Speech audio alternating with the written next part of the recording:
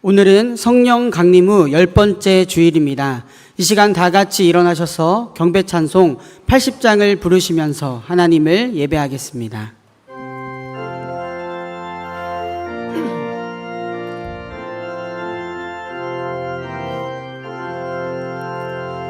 천지에 있는 이름 중 귀하고 높은 이름, 주 나시기 전 지으신 구주의 이름 예수. 주 앞에 내가 엎드려 그 이름 찬송함은 내 귀에 들린 말씀 중 귀하신 이름 예수. 주 십자가에 달릴 때 명패에 쓰인 대로 저 유대인의 왕이요 곧 우리 왕이시라. 주 앞에 내가 엎드려 그 이름 찬송함은 내 귀에 들린 말씀 중 귀하신 이름 예수. 지금도 살아 계셔서 언제나 하시는 일, 나 같은 죄인 부르사 참 소망 주시도다. 주 앞에 내가 엎드려 그 이름 찬송함은 내 귀에 들린 말씀 중 귀하신 이름 예수. 주 예수께서 영원히 어제나 오늘이나 그 이름으로 우리에게 참 복을 내리신다. 주 앞에 내가 엎드려 그 이름 찬송함은 내 귀에 들린 말씀 중 귀하신 이름 예수. 아멘.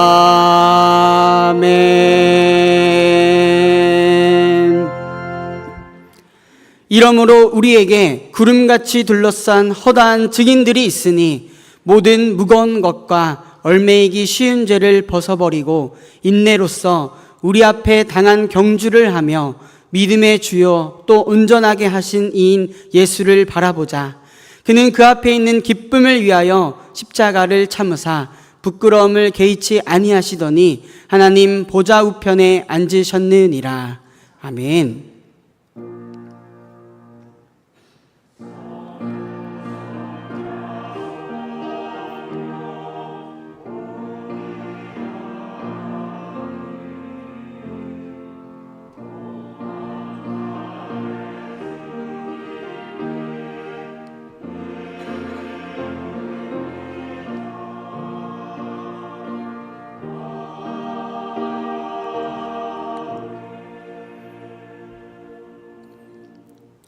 다 같이 자리에 앉으시겠습니다. 교독문 37번 시편 91편 말씀을 교독합니다. 지존자의 은밀한 곳에 거주하며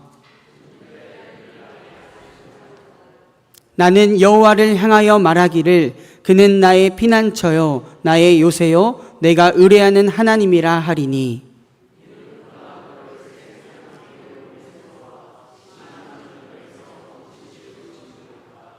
그가 너를 그의 깃으로 덮으시리니 내가 그의 날개 아래에 피하리로다. 천명이 내 왼쪽에서 만명이 내 오른쪽에서 엎드러지나 그가 너를 위하여 그의 천사들을 명령하사 하나님이 이르시되 그가 나를 사랑한즉 내가 그를 건지리라. 그가 내 이름을 안즉 내가 그를 높이리라. 아멘. 사도신경으로 우리의 신앙을 고백합니다. 전능하사 천지를 만드신 하나님 아버지를 내가 믿사오며 그 외아들 우리 주 예수 그리스도를 믿사오니 이는 성령으로 잉태하사 동정녀 마리아에게 나시고 본디오 빌라도에게 고난을 받으사 십자가에 못 박혀 죽으시고 장사한 지 사흘 만에 죽은 자 가운데서 다시 살아나시며 하늘에 오르사 전능하신 하나님 우편에 앉아 계시다가 저리로서 산자와 죽은 자를 심판하러 오시리라. 성령을 믿사오며 거룩한 공회와 성도가 서로 교통하는 것과 죄를 사하여 주시는 것과 몸이 다시 사는 것과 영원히 사는 것을 믿사옵나이다. 아멘.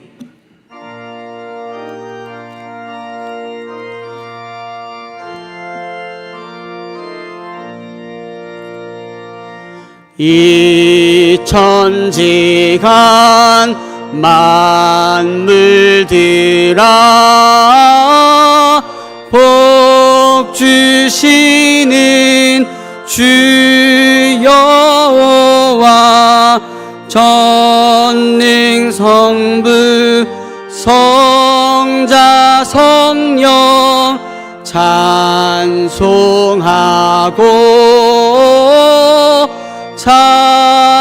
찬송하세. 아멘.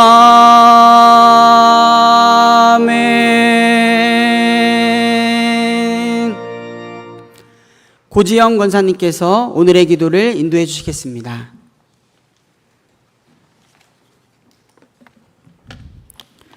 하나님 감사합니다. 우리를 자녀 삼아 주셔서 안식일을 거룩히 지킬 수 있는 마음과 몸, 형편을 허락하심에 감사드립니다.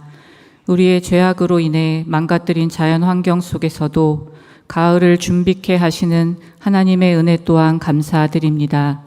태초에 사람을 위하여 이 세상을 말로 다할 수 없는 아름다움으로 지으신 하나님의 능력과 사랑을 찬양합니다. 우리 안에 하나님의 형상을 심으시사 하나님의 세계를 보며 즐거워하고 그 존귀함을 쫓아 살고자 하는 영을 주심도 찬양합니다. 바다를 먹물 삼아도 다 표현할 수 없는 하나님의 사랑을 우리 안에 깨닫게 하시고 거룩한 주일 아침에 하나님을 찬양케 하시니 이 또한 감사를 드립니다.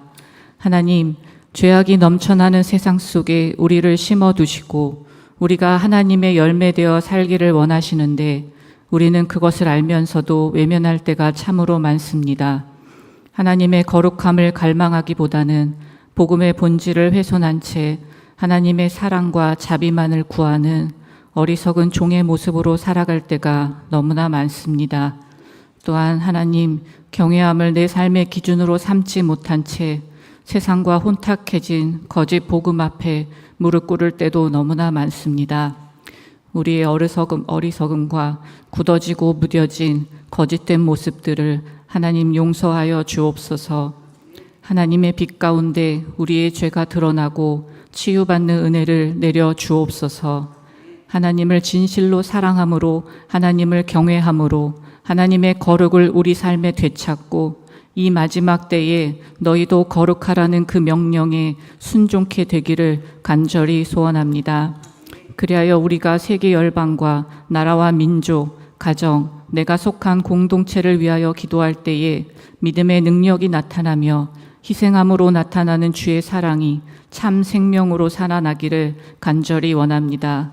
하나님, 세계는 무질서와 지도자의 욕심에 따라 전쟁을 서슴없이 행하며 더 많은 군사력을 쌓아가는 시대가 되었습니다. 전쟁은 하나님께 속한 것이오니 사단의 헛된 계략들이 무너지게 하여 주옵소서.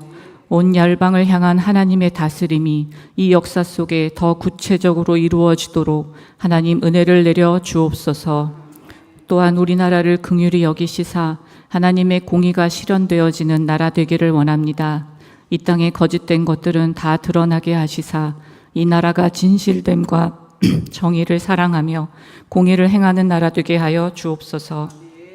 내가 변화되어 하나님 주신 가정을 소중히 여기며 작은 공동체에서 생명을 살리는 자가 되기를 간절히 원합니다. 길고 긴 인내의 시간이 필요할지라도 나를 인내하신 주님의 사랑을 기억하며 믿음의 선한 싸움을 지속할 수 있는 은혜를 간절히 사모합니다. 하나님, 우리를 불쌍히 여겨 주옵소서. 정릉교회라는 공동체를 통하여 하나님 일하여 주심을 감사드립니다. 우리가 하나님의 일에 참여하고 헌신할 때에 오직 주님의 영광만이 나타나기를 소원합니다. 우리는 완전하지 않아서 늘 기도하고 하나님의 도우심을 바라오니 주님을 모르는 이웃을 위해 준비되어지는 모든 행사마다 하나님 개입하여 주시고 한 영혼 한 영혼이 하나님을 만나는 일들이 되어지게 하여 주옵소서. 담임 목사님과 목사님, 전도사님들, 교회를 섬기는 직원들 모두에게 하나님의 성령이 충만하며 그 가정을 지켜주시고 건강을 지켜주시기를 또한 간절히 원합니다. 하나님, 우리의 삶이 끝날 때에 오직 승리의 면류관을 주님께 드리기를 소원합니다. 세상 끝까지 내 증인이 되리라는 말씀이 우리 삶의 동기와 결론이 되어지기를 간절히 원합니다. 우리의 걸음은 작고 적을지라도 그 한 걸음이 영혼을 살리는 걸음만이 되어지게 하여 주옵소서. 거룩하시며 존귀하신 하나님, 우리의 예배를 받아주시기를 간절히 원하오며 늘 살아계셔서 내 삶의 주인 되시는 예수님의 이름으로 기도합니다. 아멘.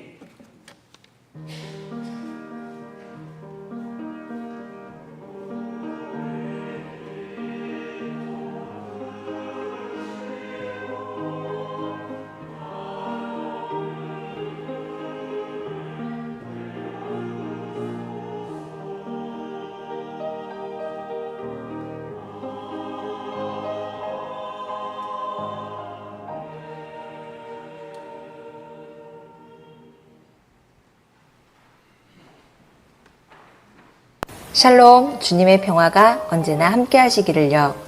주님의 전에 오를 수 있도록, 예배할 수 있도록 오늘도 생명과 건강 주신 주님께 감사하며 8월 셋째 주 교회 소식을 전합니다. 오늘 오후 예배는 신앙 강좌로 모이며 다음 주 오후 예배는 시팀 나무지역 주간으로 속회의 날로 모입니다. 2025년 지역주민 초청음악회가 9월 5일 금요일 저녁 7시 이곳 하임 예배실에서 있습니다.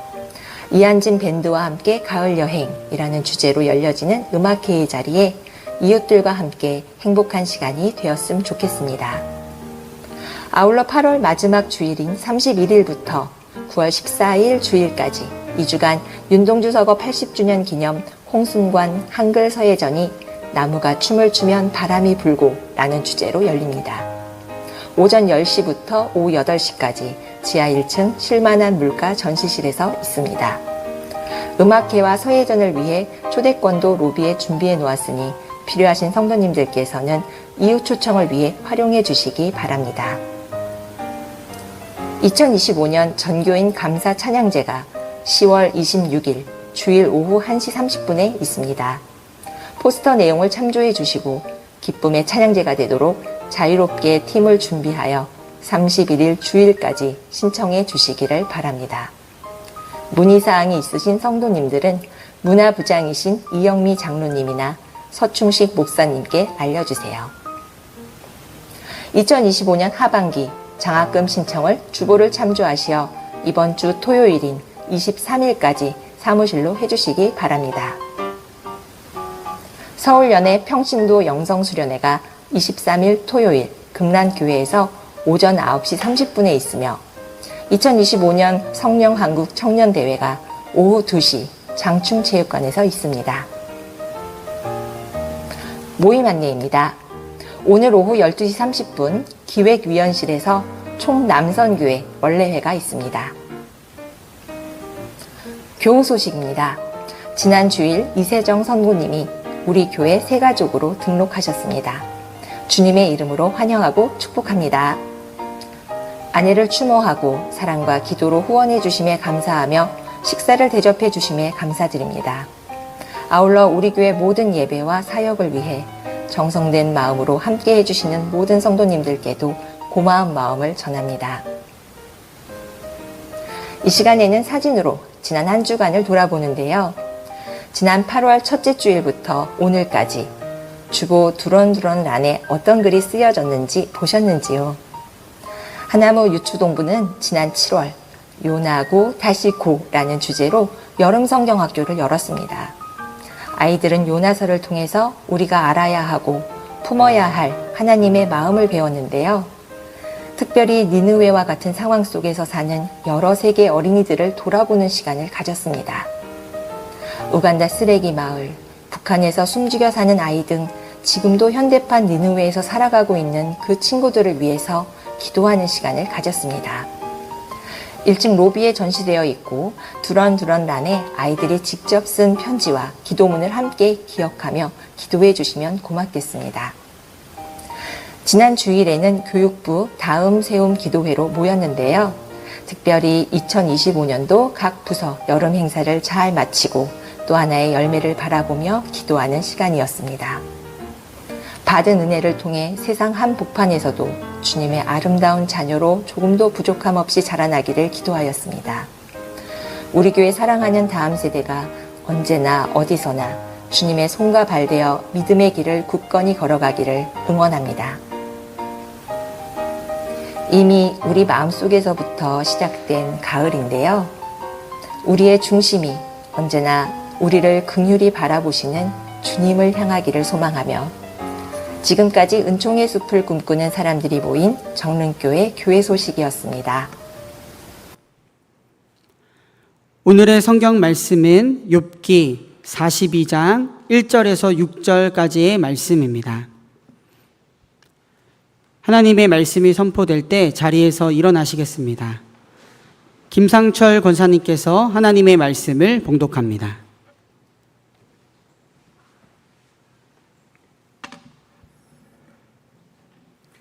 욥이 주님께 대답하였다. 주님께서는 못하시는 일이 없으시다는 것을 이제 저는 알았습니다. 주님의 계획은 어김없이 이루어진다는 것도 저는 깨달았습니다. 잘 알지도 못하면서 감히 주님의 뜻을 흐려놓으려 한 자가 바로 저입니다. 깨닫지도 못하면서 함부로 말을 하였습니다. 제가 알기에는 너무나 신기한 일들이었습니다. 주님께서 말씀하셨습니다. 들어라, 내가 말하겠다. 내가 물을 터이니 내게 대답하여라 하셨습니다. 주님이 어떤 분이시라는 것을 지금까지는 제가 귀로만 들었습니다. 그러나 이제는 제가 제 눈으로 주님을 뵙습니다. 그러므로 저는 제 주장을 거두어 드리고 티끌과 잿더미 위에 앉아서 회개합니다. 아멘.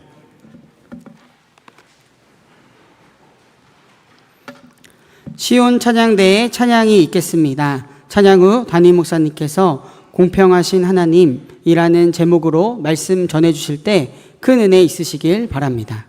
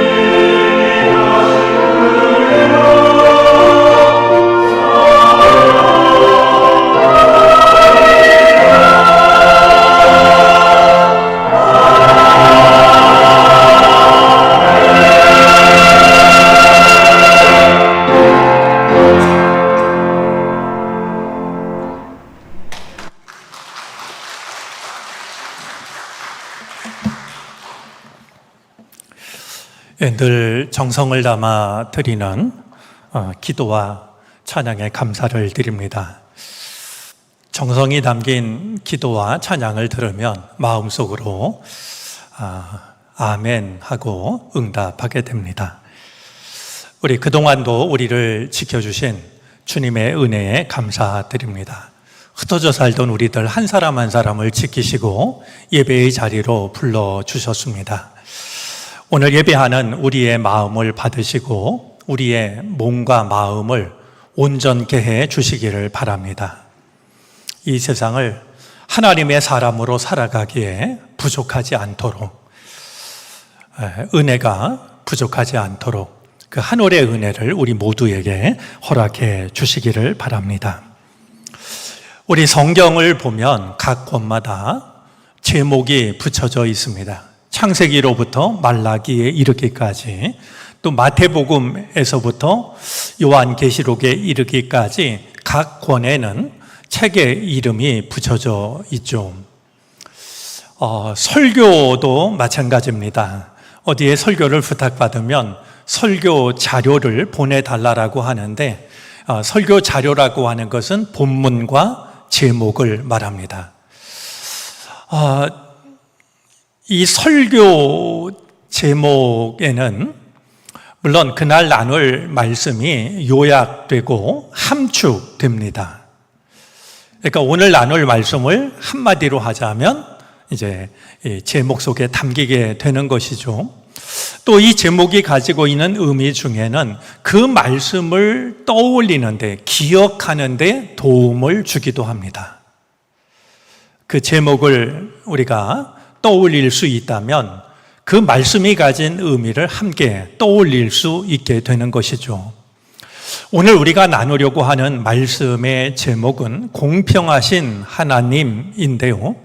눈여겨보시면 그게 전부가 아니라 물음표가 붙여져 있습니다.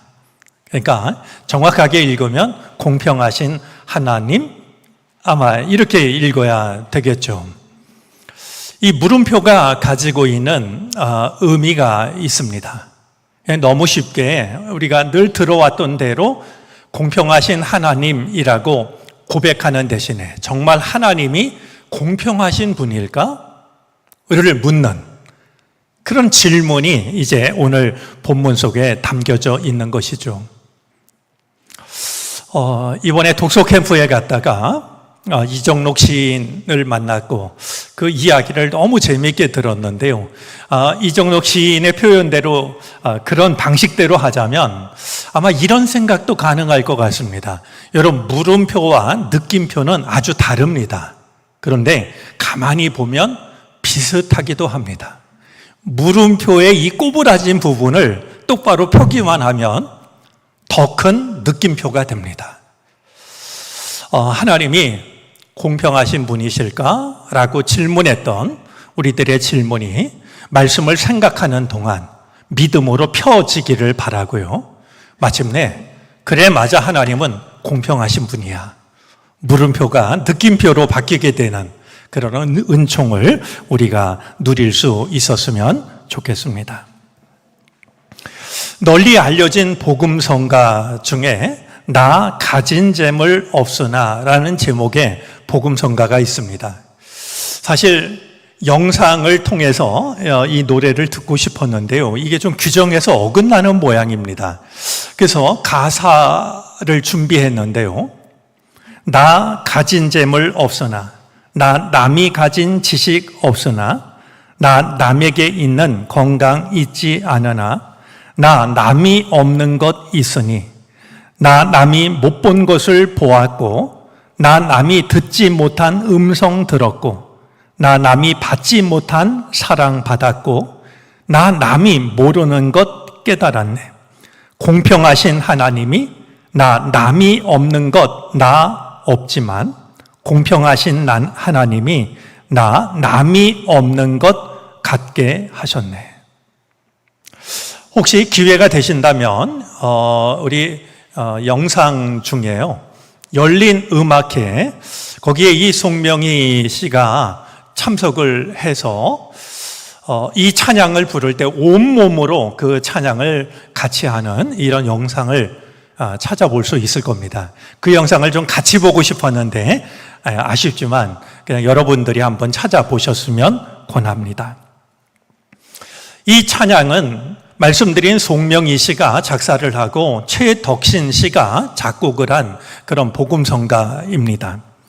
이 찬양이 정말 은혜롭게 다가오는 데는 이유가 있습니다. 저 찬양이 머리에서 손끝에서 나온 찬양이 아니라 송명희 씨의 삶에서 나온 고백이기 때문입니다. 송명희 씨는 1963년도에 서울에서 태어났는데요.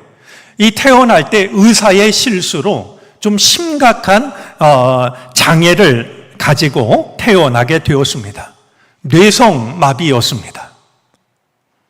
정말 이 몸을 제대로 이렇게 가누기 힘든 말이죠.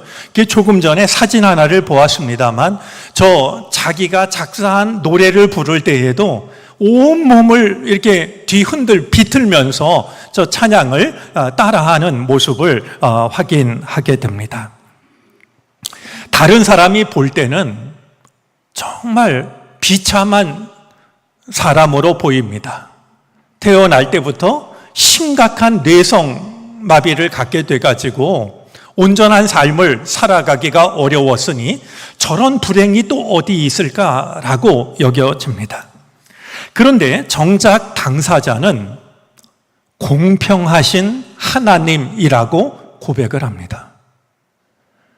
누가 봐도 송명희 씨에게 일어난 일은 공평하지 않은 일이 일어났는데 당사자인 본인은 공평하신 하나님이 남이 가진 것 나에게 없지만 공평하신 하나님이 남이 갖지 못한 것 나 갖게 하셨다라고 그렇게 하나님을 향하여서 공평하신 하나님이라고 노래하고 있는 겁니다. 여러분들은 어떻게 생각하시는지요? 여러분에게 하나님은 공평하신 분일지요? 아니면 조금 용기를 가지고 솔직하게 말하자면 나에게 있어 하나님은 불공평하신 하나님은 아닌지요? 하나님이 불공평하다라고 여겨지는 순간이 있었다면 언제 그러셨을지요? 하나님을 공평하신 분이라고 말할 수 있는 근거가 있다면 어떤 걸까요? 한 두어 가지가 있을 것 같습니다. 예를 들면 착하게 사는 사람이 복을 받고 악하게 사는 사람이 벌을 받는 경우입니다. 누가 봐도 마음이 선해가지고요. 정말 저런 사람이야말로 하늘의 복을 받을 사람이지 그런 사람이 복을 받아 누리고 저런 악당이 있나? 그런 사람이 벌을 받는다라고 하면 우린 얼마든지 하나님을 향하여서 하나님 참 공평하십니다 라고 말할 수가 있을 겁니다. 내 세상을 바라보면 그렇지가 않습니다. 법 없이도 살 것 같은 정말 착하디 착한 사람들이 큰 어려운 일을 당하는 것을 어렵지 않게 보게 됩니다.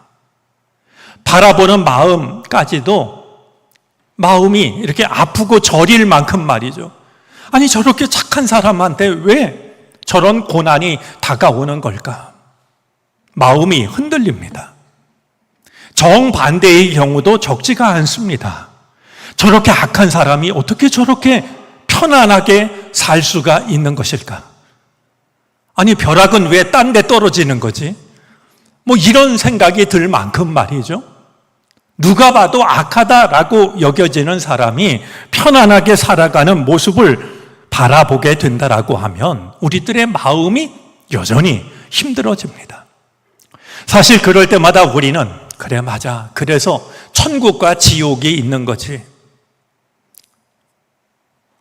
그런 말씀에 우리들의 흔들리는 마음을 기대고 위로를 구하지만 우리들의 마음이 쉬운 것이 아닙니다. 하나님이 공평하시다라고 생각할 수 있는 또 하나의 근거는 이런 거 아닐까 모르겠습니다. 세상에 태어나는 모든 사람에게는 동일한 행복과 불행이 주어진다라는 생각입니다. 한평생 살아가면서 그가 경험할 수 있는 행복과 불행은 동일하다라고 하는, 그러니까 아무리 불행해 보이는 사람에게도 우리가 알지 못하는 행복이 있고, 아무리 행복해 보이는 사람에게도 우리가 알지 못하는 불행이 있어서 결국 한 사람의 인생 속에는 동일한 행복과 동일한 불행이 주어진다. 만약에 그것이 사실이라고 하면 우리는 얼마든지 편안한 마음으로 맞아요, 하나님은 공평하신 분입니다 라고 말할 수가 있을 겁니다. 이런 생각을 뒷받침할 만한 이야기들이 있습니다. 우리 옛말에도 천석군에게는 1000가지 걱정이 있고 만석군에게는 10,000가지 걱정이 있다라는 말이 있습니다. 여러분, 농사를 져가지고요, 1000석을 거둬들이거나 10,000석을 거둬들이는 사람은 큰 부자입니다. 그 집 땅에서 일을 하고 품삯을 받는 사람들이 볼 때는 왜 이렇게 세상이 불공평할까? 이 사람은 그냥 심리 안을 이 사람 땅 밟지 않고는 지나갈 수가 없을 만큼, 그래서 한 해 1000석, 10,000석을 거두어 드리는데 나는 그냥 먹고 살 뿐이니 이 세상이 이렇게 불공평할 수가 있을까? 그러면서 내가 갖지 못한 것을 가지고 있는 1000석군, 10,000석군, 이 사람은 얼마나 행복한 걸까? 부러워하기도 합니다. 그런데 우리 옛말은요, 1000석군에게는 1000가지 걱정이 있고 10,000석군에게는 10,000가지 걱정이 있다라고 일러줍니다. 내가 행복할 거라고 생각하는 그 사람에게도 다른 사람이 알지 못하는 수많은 근심과 걱정들이 있기 마련이라고 하는 것을 일러주는 것이죠. 유대인들에게 전해지는 이야기 중에 슬픔의 나무 이야기가 있습니다. 사람이 죽으면 천국으로 가는데요, 천국으로 가다 보면 반드시 한 나무 아래를 지나게 되는데 그 나무가 슬픔의 나무라는 겁니다. 슬픔의 나무 아래에 이르르면은요, 그가 한평생 살아오면서 겪었던 슬픔, 그거를 그 나무에 걸어 둘 수가 있습니다. 그러니까 나를 힘들게 만들었던 그 슬픔을 마저 그 나무에 걸어놓고 나무에 걸려있는 다른 슬픔 중에 하나를 선택할 수가 있는 거예요. 사람들이 슬픔의 나무 아래에 이르면은요, 너나 할 거 없이 전부 자기의 슬픔을 슬픔의 나무에 걸어둔다는 겁니다. 그리고는 가장 좀 쉽게 보이는 누군가가 걸어놓은 슬픔을 이제 찾기 시작하는데요, 그런 시간 끝에 마침내 하나를 선택하게 됩니다. 그런데 모든 사람들이 같은 것을 선택한다고 그럽니다. 어떤 걸 선택할까요? 내가 걸어놓은 그 슬픔을 선택한다는 거예요. 나만 슬픈 줄 알고 내 슬픔을 그 나무에 걸었는데 다른 사람이 살아오면서 겪었던 그 슬픔을 하나하나 마주하다 보니까 그래, 그래도 내가 겪었던 슬픔이 나한테 가장 내가 감당할 만한 것이구나. 그래서 그 슬픔을 도로 가지고서 마지막 천국길을 걸어간다는 겁니다.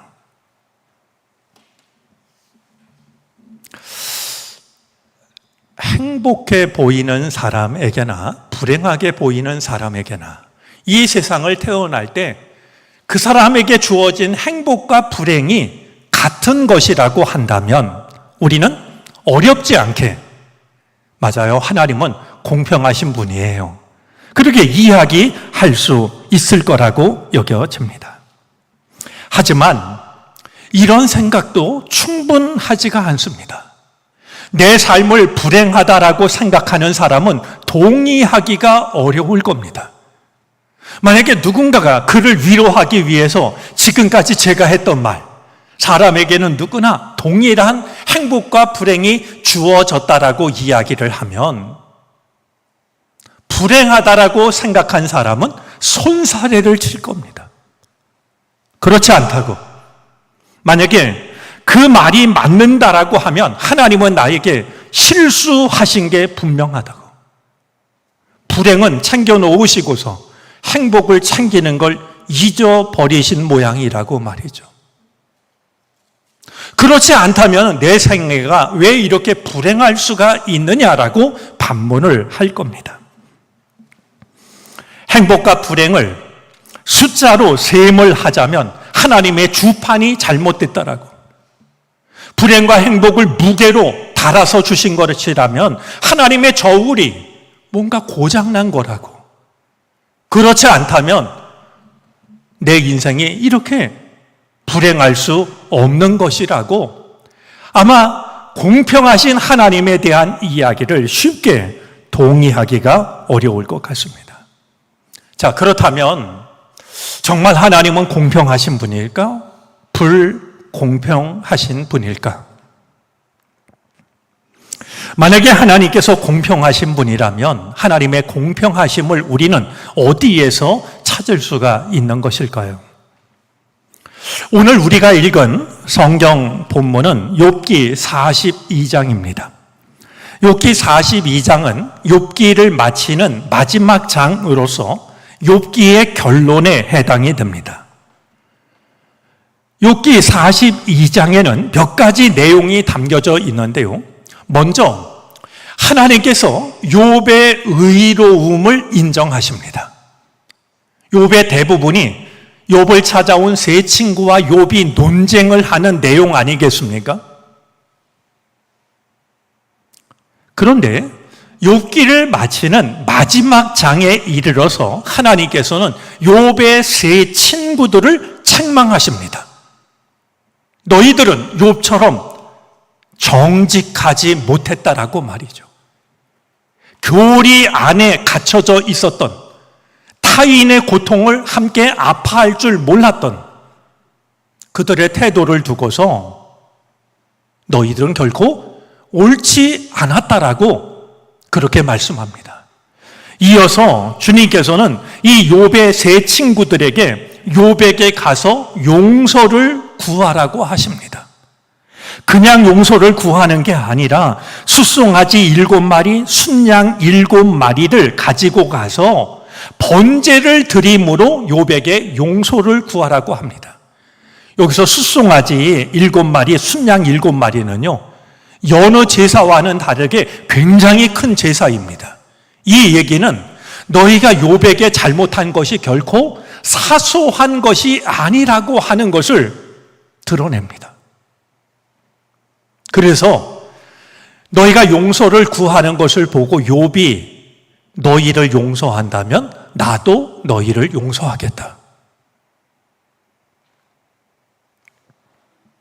욥기를 다 읽는 동안에는 누가 옳았는지를 판단하기가 쉽지 않았지만 욥기를 마치는 마지막 장에 이르러서 하나님은 욥과 논쟁을 한 친구들이 옳았던 것이 아니라 그들은 구구절절 옳은 말들을 늘어놓았거든요. 그러나 옳았던 것은 그들의 욥의 친구들이 아니라 욥이었다라고 욥의 의로움을 인정해 주십니다.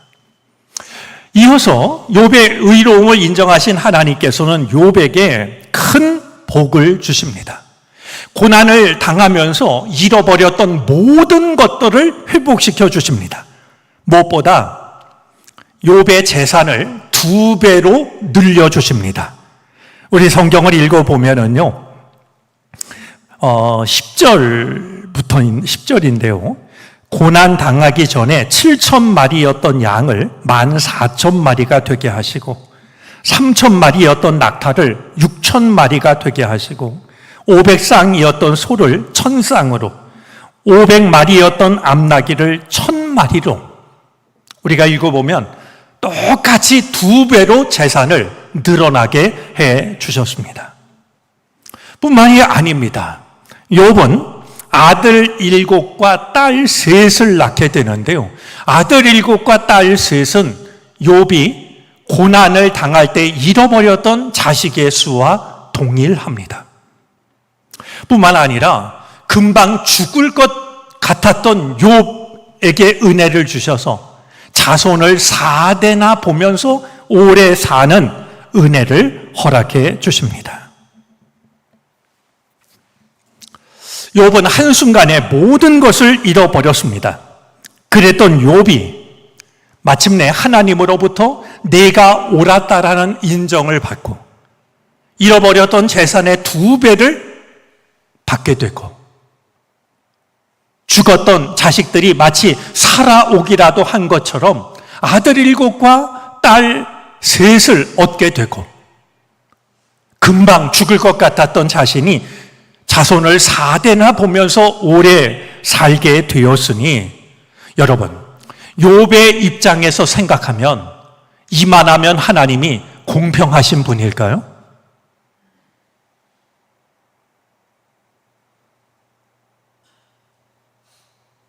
지나가는 사람에게 욥이 욥기 42장에서 받고 있는 복을 받을 수 있다면 이 복을 받기 전에 욥이 당했던 고난을 받을 생각이 있느냐라고 물으면 저는 대답이 같을 거라고 여겨집니다. 아무리 많은 복을 받는다 할지라도 욥이 받았던 그 고난 나 받고 싶지 않다고. 네? 아무리 큰 복이 나를 기다리고 있다 할지라도 욥이 당했던 그 고난 나 정말 원치 않는다라고 말이죠. 그렇게 말하지 않겠습니까? 그런 점에서 이 욥기가 전해주고 있는 공평하신 하나님과 관련한 중요한 결론이 한 가지가 있습니다. 하나님의 공평하심은 행복과 불행이 동일하게 주어지는 데 있지 않습니다. 어쩌면 우리가 행복은 쉽게 잊어버리고 불행은 오래도록 간직하기 때문인지도 모르지만 우리의 삶은 결코 행복과 불행이 동일한 가짓수로 혹은 동일한 무게로 주어진다라고 동의하기가 어렵습니다. 그렇다면 하나님의 공평하심은 어디에 있는 것일까요? 저는 오늘 본문 5절 속에 그 답이 담겨져 있다라고 여겨집니다. 여러분, 우리 한번 5절 말씀을 한 목소리로 읽어 주시겠습니까?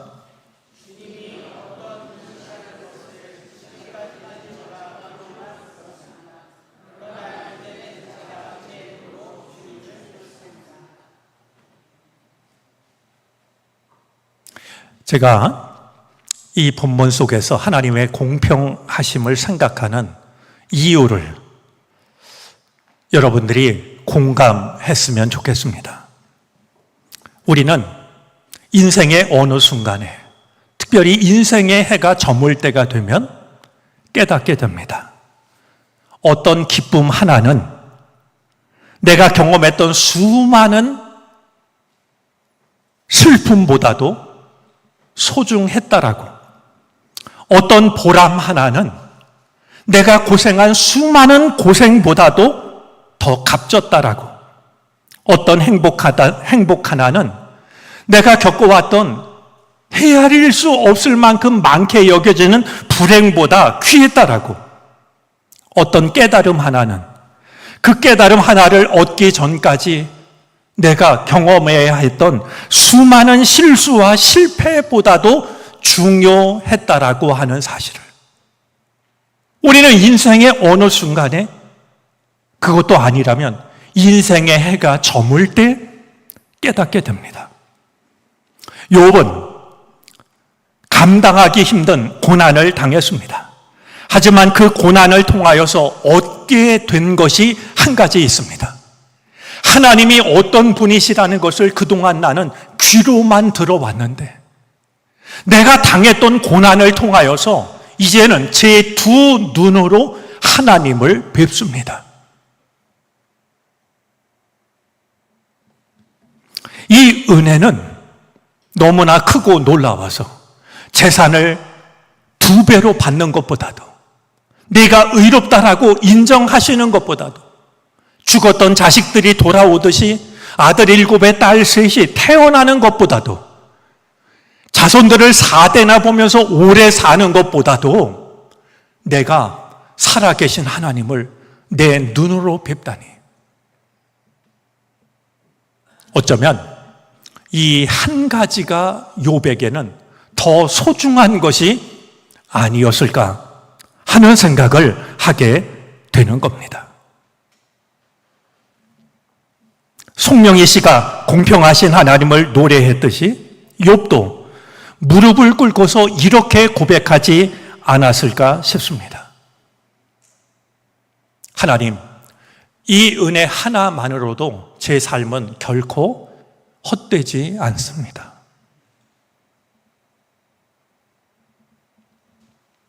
욥이 누린 이 은총이 우리에게도 허락되기를 바랍니다. 이해하기 어렵고 감당하기 힘들었던 고난이 있었다 할지라도 그 모든 것을 통하여서 살아계신 하나님을 뵙는 그 은혜 하나가 아무리 생각해도 자격이 없는데 이런 나를 구원해 주셨다라고 하는 구원의 은총이 나에게 있다라고 하는 것을 깨달아서, 하나님, 저는 이 은혜 하나만으로도 족합니다. 우리가 그렇게 고백할 수 있을 때 비로소 하나님은 우리 삶에, 우리 마음에 공평하신 하나님이 되어질 것입니다. 행복과 불행의 가지수를, 무게를 헤아리지 말고 무엇과도 바꿀 수 없는 은혜, 이 하나면 저에게는 충분합니다라고 말할 수 있는 이 놀라운 은혜가 우리 인생의 해가 지기 전에 우리 모두에게 허락될 수 있기를 바랍니다. 기도하겠습니다.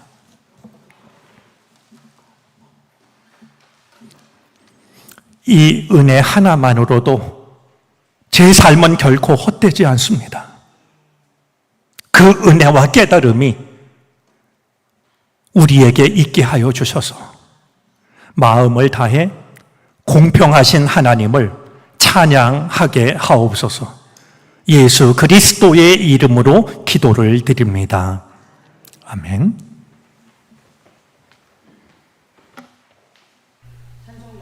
314장을 찬송하겠습니다. 마지막 절을 부르실 때 다 같이 자리에서 일어나셔서 드리신 예물을 하나님께 봉헌하시겠습니다.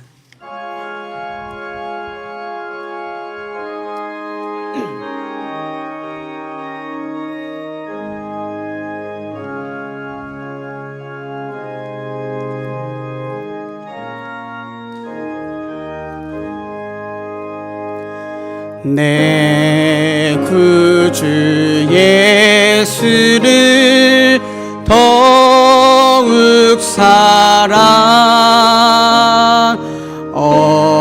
엎드려 비는 말 들으소서.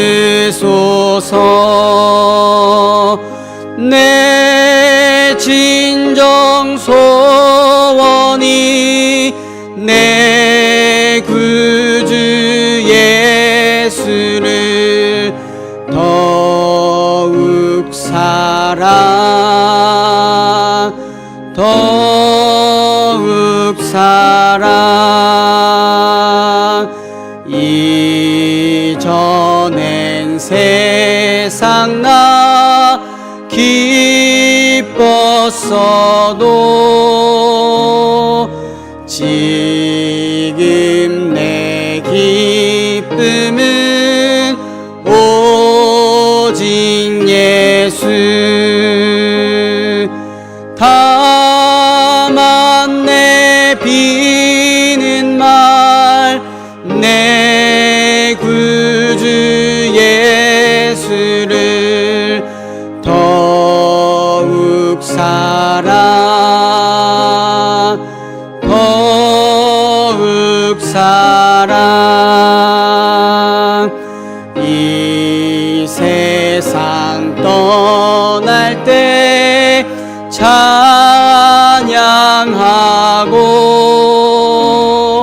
숨질 때 하는 말 이것일세 다만 내 비는 말 내 구주 예수를 더욱 사랑 더욱 사랑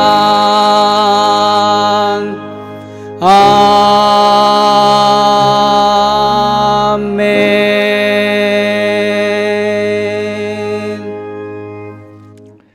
흩어져 살던 우리를 지키시고 한 자리에 부르셔서 같은 마음으로 하나님을 예배하게 하여 주시니 감사를 드립니다. 우리의 삶을 복되게 하여 주셔서 이것 하나만으로도 얼마든지 하나님은 공평하십니다.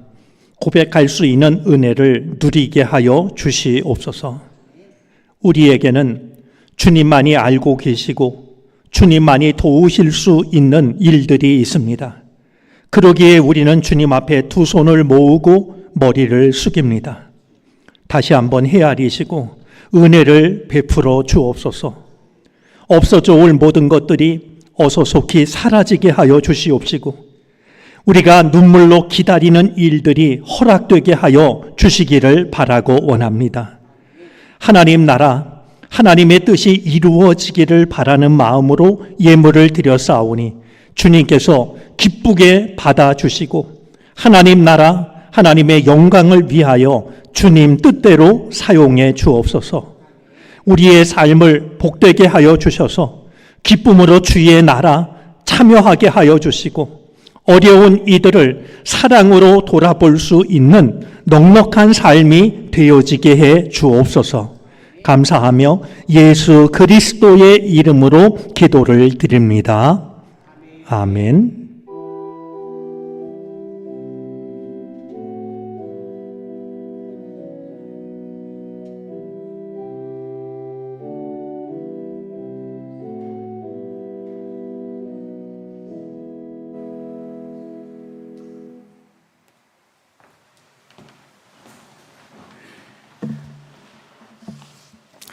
예, 성도의 교제 시간입니다. 우리 영상 광고를 통해서 확인했습니다만 우리 8월, 9월 달 교회 몇 가지 행사가 있습니다. 특히 이웃들과 함께하는 행사들이 있는데요. 우리 주변에 좀 알려서 우리가 누리는 기쁨을 이웃들과 함께 누릴 수 있었으면 좋겠습니다.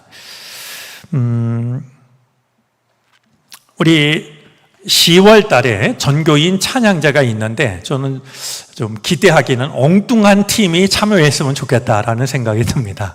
그래서 하나님을 찬양하는 이런 기쁨을 또 숨은 재능을 혹은 마음에 이렇게 숨겨두었던 재능을 마음껏 발휘하시기를 바랍니다. 제가 이번에 독서 캠프 다녀오면서 한 가지 큰 이렇게 도전을 받은 게 있습니다. 전라북도 고흥이었는데요. 또 시골 마을이었습니다. 그런데 거기에 책이 있는 풍경이라는 곳에서 독서 모임을 가졌는데 그곳을 이끌어 가시는 이 촌장님이 문학평론가이자 장로님이십니다. 그런데 거기다가 여러 채의 집을 짓고 공간마다 책을 가득 채웠습니다. 그리고 얼마나 놀라운 일들을 이제 하고 있는지 깜짝 놀랐습니다. 한 사람이 이런 일을 할 수 있구나. 이제 그런 생각이 들었는데요.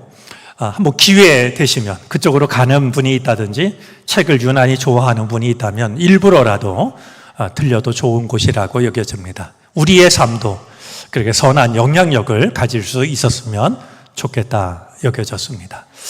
우리 지난 여름 행사 모두 마치고 우리 교육부에서 준비한 감사한 마음으로 준비한 영상이 있는데요. 우리 함께 보도록 하겠습니다.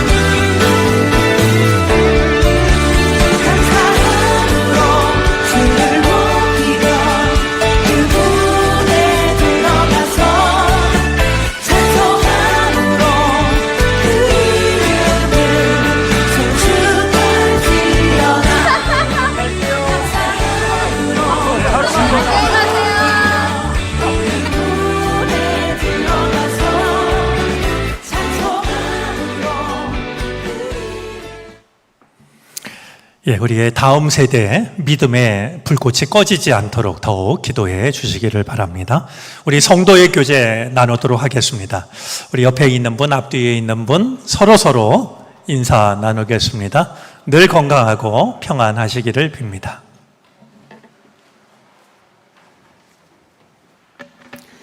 다 같이 일어나셔서 결단 찬송을 부르시겠습니다. 찬송 후에 담임 목사님의 축도로 예배를 마치겠습니다.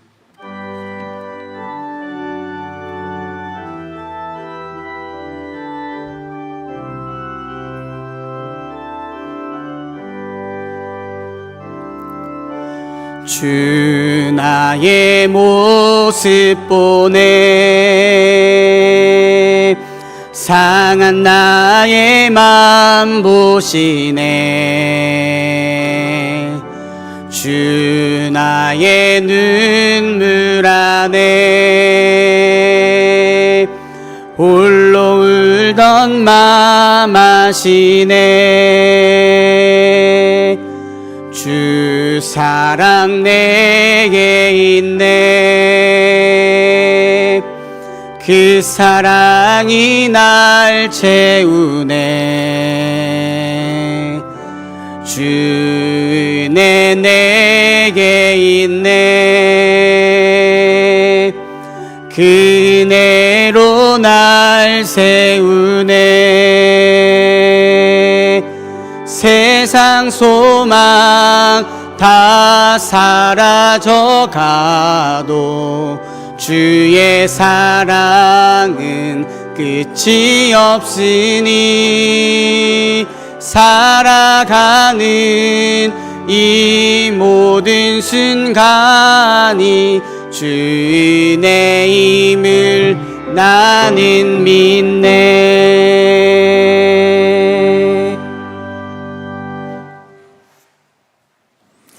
지금은 십자가에 달리심으로 우리를 죄와 사망 그리고 절망에서 건져주신 예수 그리스도의 크신 은혜와 우리를 이 세상에 보내시되 한 번도 우리를 잊지 않으시고 사랑으로 지키시는 하나님의 지극하신 사랑하심과 우리의 약함을 긍휼히 여기시고 선한 곳으로 우리의 마음을 이끄시는 성령의 은총이 주님 앞에 나와 예배하고 마음속에 믿음을 담아 세상으로 나아가는 우리 모두 가운데 이제로부터 영원토록 함께 계시옵기를 간절히 축원하옵나이다. 아멘.